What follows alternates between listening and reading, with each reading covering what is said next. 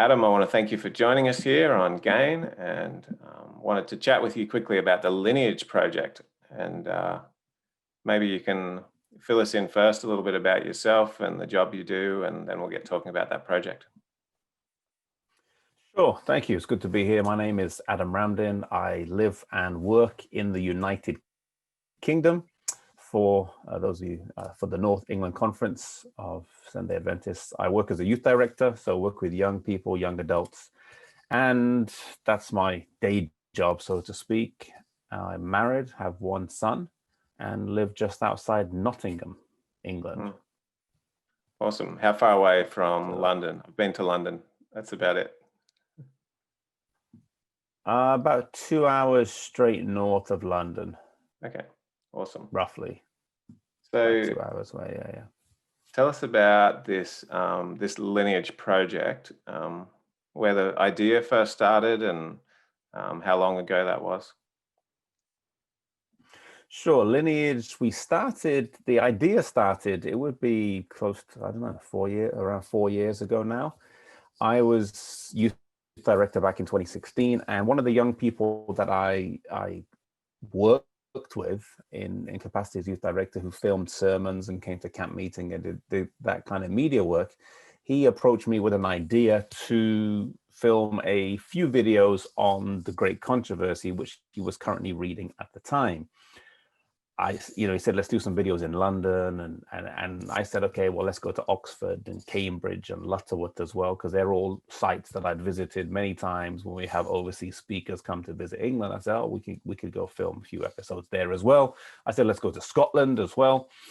Somewhere the idea just kind of grew from there. So that was the initial idea that started. It was the videographer who approached me, and then we kind of put our minds together and came up with the idea to create a series of videos initially in 2017 that would cover the Reformation and the early church. And the idea was to release one every week and lead up to October 31st and beyond, and make it a weekly series.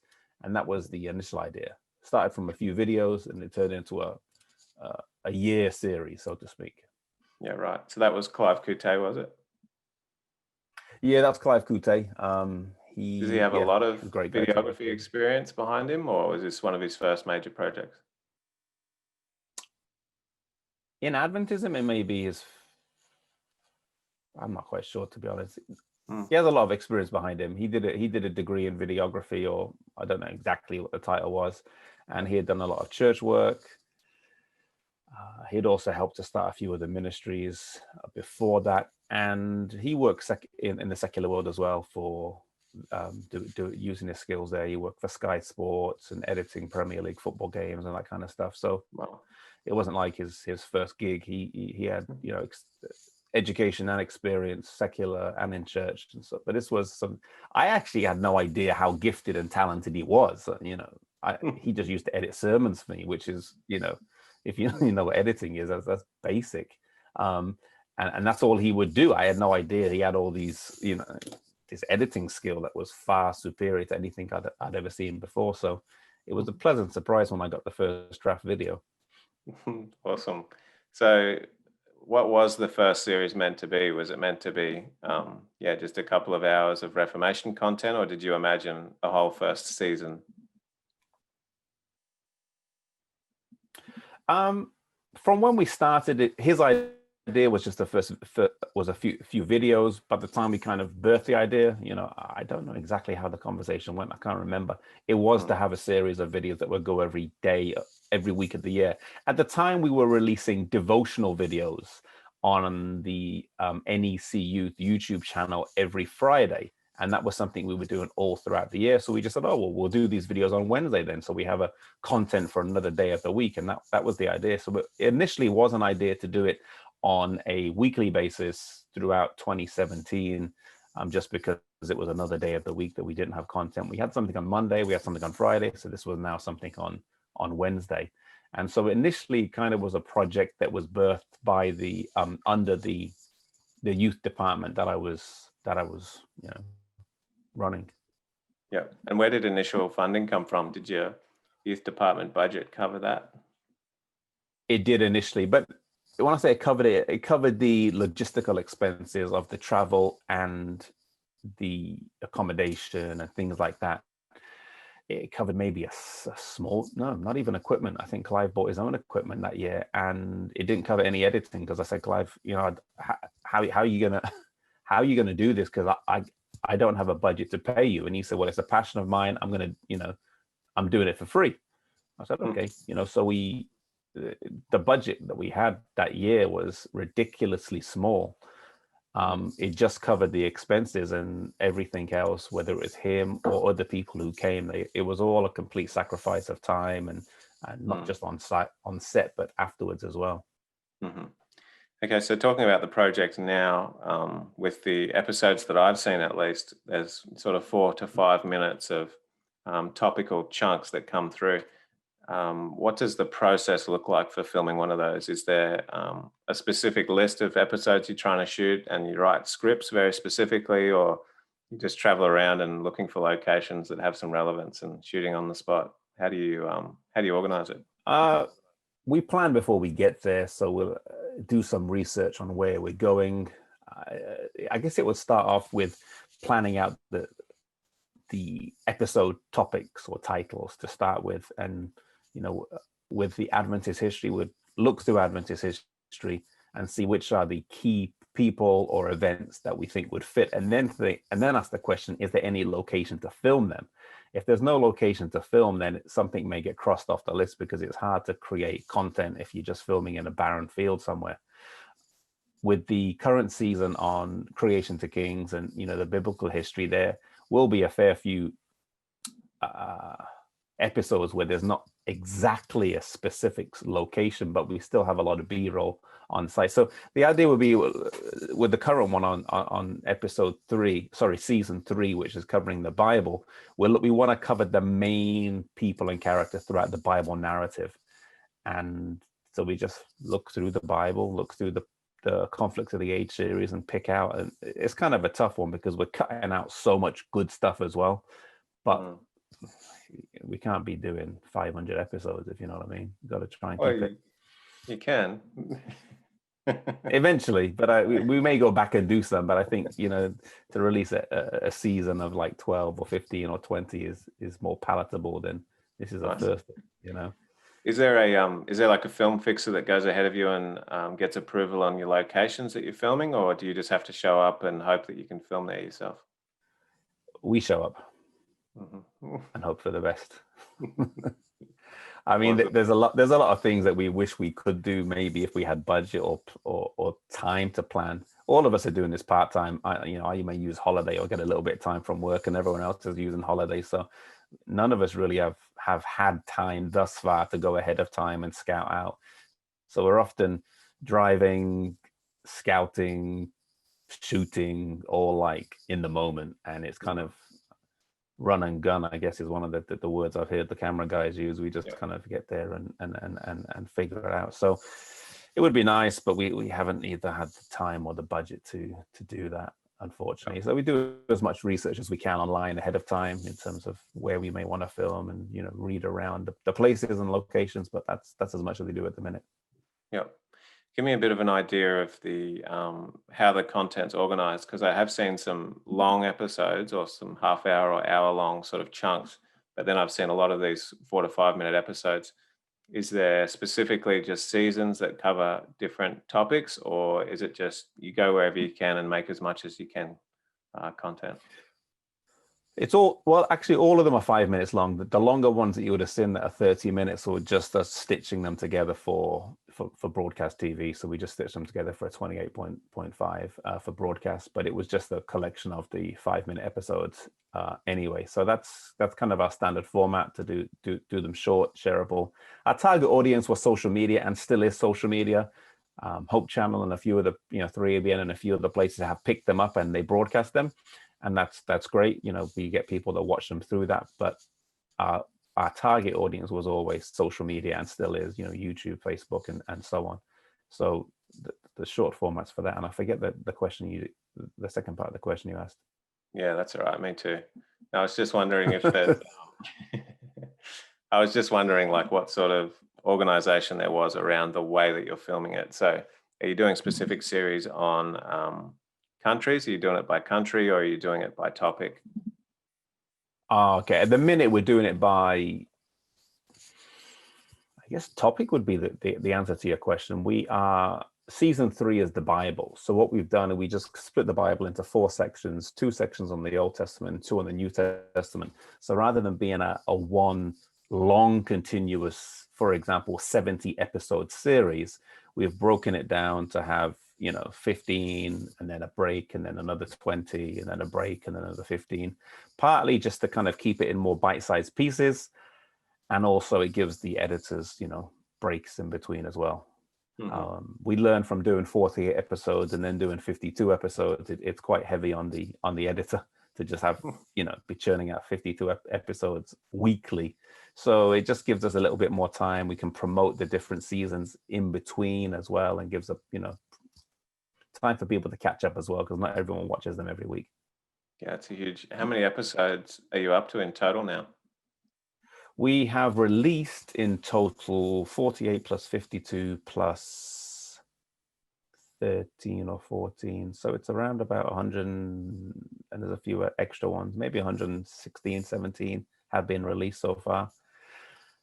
And then there's the behind the scenes videos as well. But in terms of episodes, maybe 116. And by the time we finish this season 3, it would probably be up to about 180. Wow. Once it's all released. So what do you think some of the key things you've learned from when you got started to now? Things you've got way better and faster at, or just things you're doing more efficiently now? When we started, a few things, I think. I guess my memory's got better for memorizing. That's one. So we're quicker on set than before.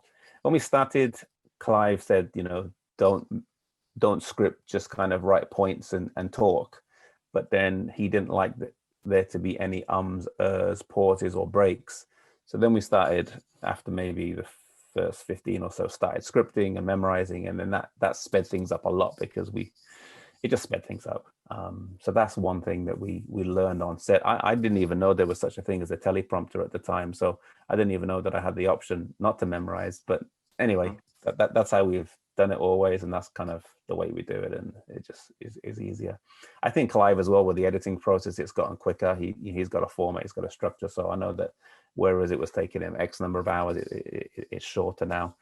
So those are, I guess, a few of the things that have, sped up in terms of, it means when we hit a location, and if we have the full team there, we can really get through it quicker. Someone does the B roll, someone does the A roll, someone does the photography, and everyone kind of knows their roles when we get to a place. And if we don't have any challenges with anything else, we can bang out the recording quicker than we maybe used to.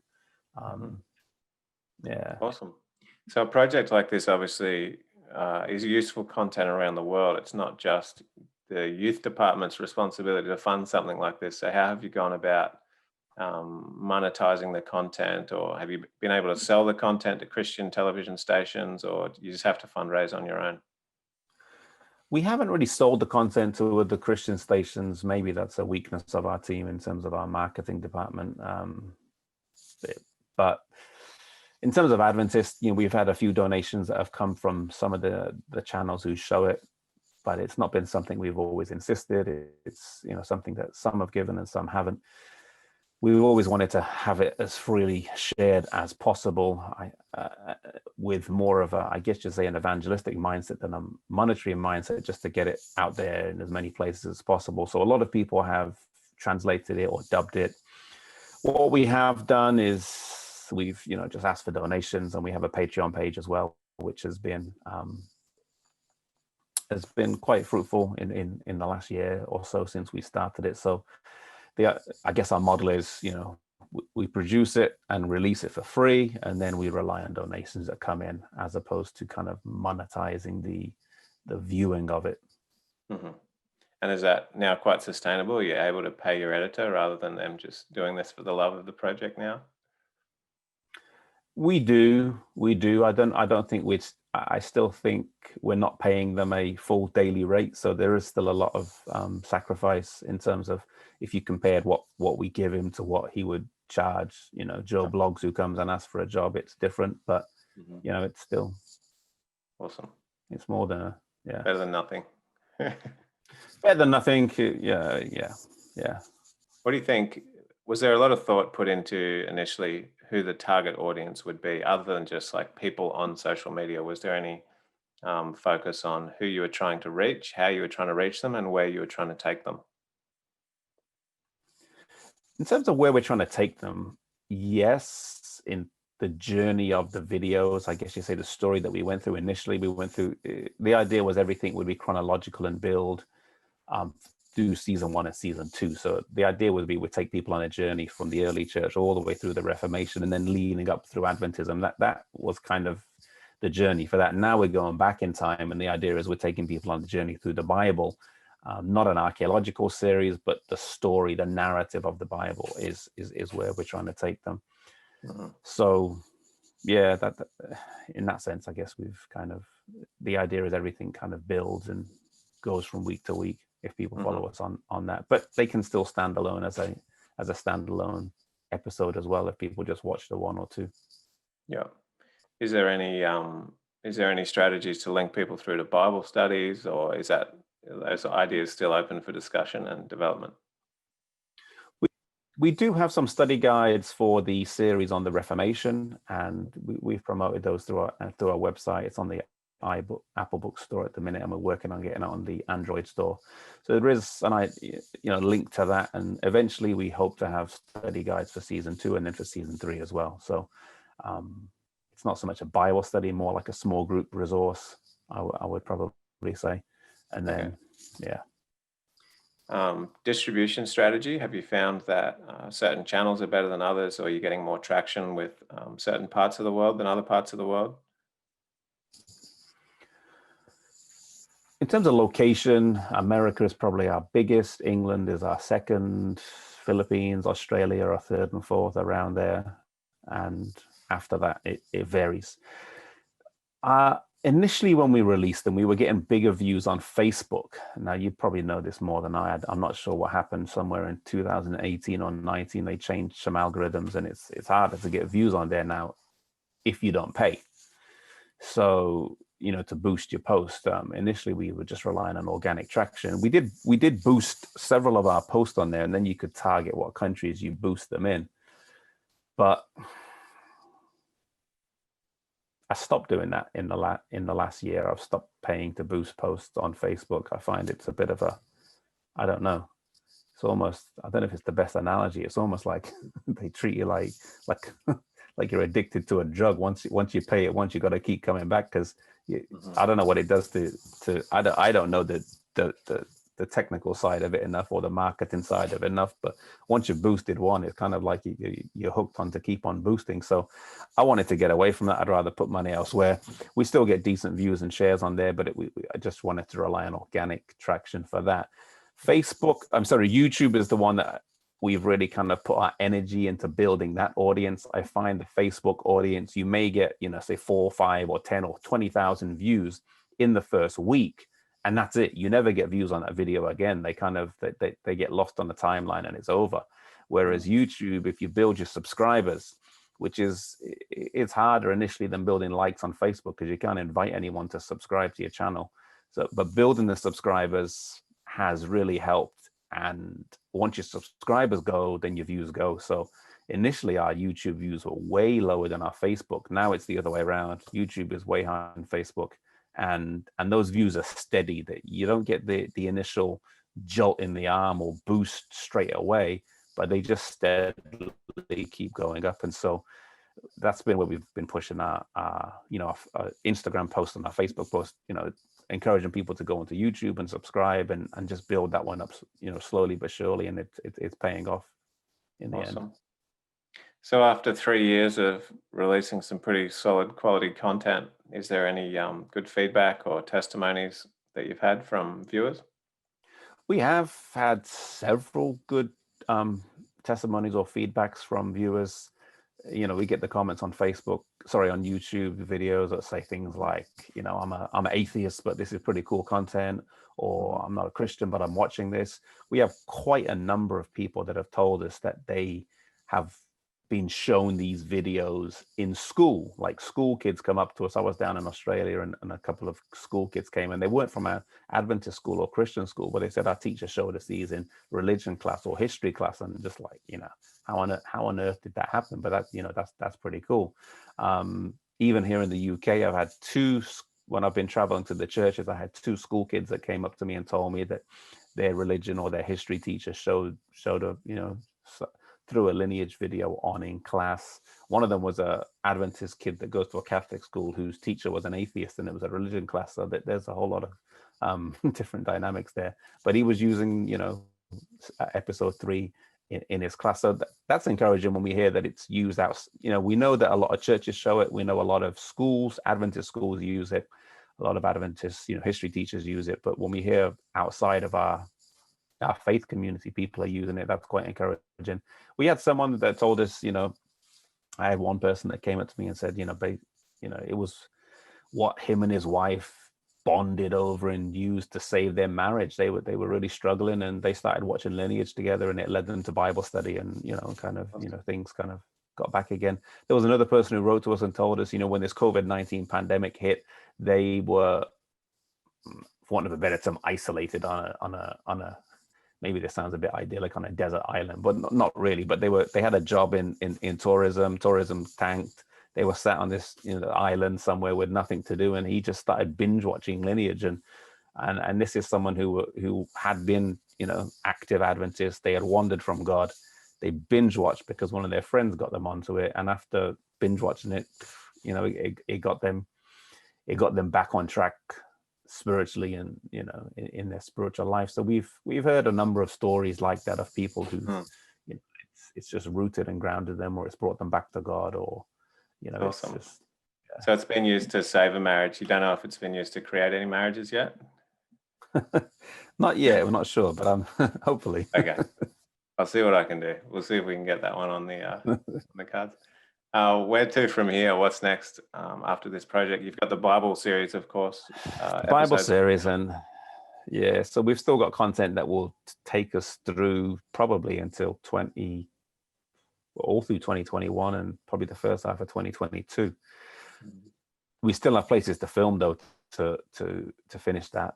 There's a few countries that we need to get to. Hopefully, with COVID restrictions lifting, or throughout this year, we'll be able to get to them. After that, we've got a few ideas. We'd love to do a series. We've got a few ideas on what we'd like to do with, but there's plenty of ideas there. There's other places we'd like to film. We've never been to Africa or South America, and there's a lot of good stories to share from those continents that we'd like to share, or even maybe do something longer. Part of me says we could just go back to Europe and film another season 1 on the Reformation and just fill in all the gaps that we missed on the first time. Yeah. People really seem to appreciate the Reformation history. So we're looking at going back and doing some more stuff on Luther, or just episodes of their lives, or if other reformers we just didn't even cover. So we'll see. I'd love to do a series on missionaries as well, either Christian missionaries or Adventist missionaries. That's another one I'd love to do, and show the stories of how the work started in different parts of the world. If you could take this full time, would you? That might be something you don't want to answer necessarily on air, but is there that much passion for this project that you would make full-time spiritual content if you could? I think everyone on our team would if they could, to be honest. If we could, we would. Yeah. I think it's something that we're all passionate about. I mean, the fact that people for the last 3 years have essentially sacrificed holiday time or taken unpaid leave from work to go and film, and it's something we put out content that looks very professional, but and as you know, it takes time behind the scenes to get that, and so it's something that takes our time, but it's something we like to do. I would love to do that, but it's got to be something that's feasible, and not just for me, but for others on the team as well. Yeah, for sure. Adam, thanks for your time. If there was a way that this audience, anybody watching this, could help you, what would it be? How can they get behind this project and support it? If people wanted to, we still every now and then need people that will help us in terms of different areas of our team. People can always get in touch and ask us if we need help, or if they want to financially support, that's also a way they can. Our website, lineagejourney.com/donate, is a way to do that. There's different options there. One of the main ones is through Patreon. A lot of people have joined our Patreon community and family over the last year and just donate on a monthly basis. And it's those small donations that really help, that make a difference.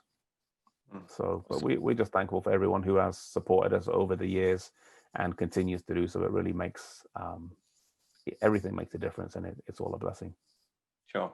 And we'll be sure to add the YouTube channel in the description below this video so people can click right through to that as well. Thank you. Awesome. Yeah, well, Adam, thanks for your time. I love the project. I'd love to see more of it, and hopefully it continues to grow as the Lord leads. So blessings to the team. Thank you. Thanks for having me. Appreciate the time. All right, we'll talk soon.